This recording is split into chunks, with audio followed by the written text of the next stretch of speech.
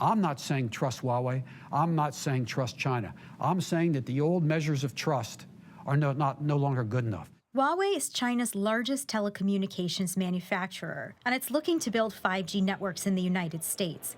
But President Donald Trump and his administration say that doing business with Huawei means risking surveillance, economic espionage, and communication service disruptions. It's much simpler not to do any business with Huawei, so we're not doing business with Huawei.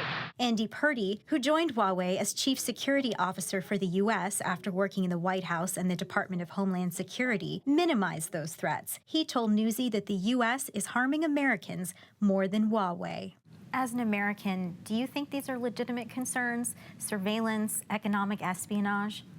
Well, I think when you look at the overall picture, the geopolitical balance, I think it's important to make sure that America gets the benefits of the best technology in the world, and that you can make sure that you can address the security risks.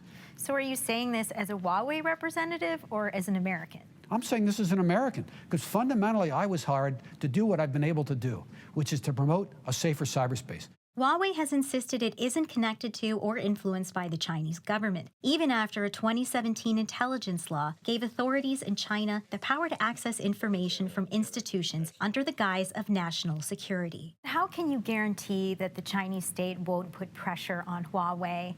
We can put in place measures that demonstrate that we have not accessed any data that we're not authorized to access, or that we've sent it to anybody. You can have systems where you use specially configured laptops, which we do, so that every keystroke is logged and recorded.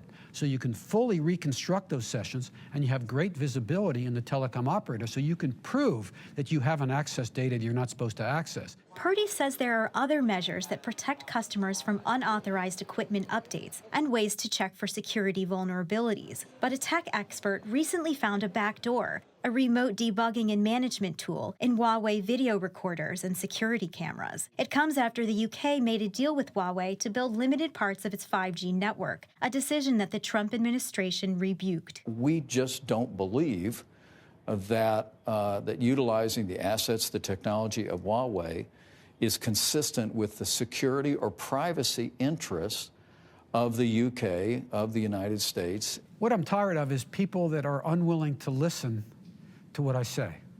And I'm tired of the fact that the U.S. is focusing on hurting Huawei. Back in 2012, Congress issued a report. It said that there was suspicion that Huawei was tied to the Chinese state. So it's not that this is necessarily only to do with the Trump administration. Oh, there's no question that the concerns of the United States government leadership, both parties, have very great concerns about U.S.-China relations, of the actions and conduct of China.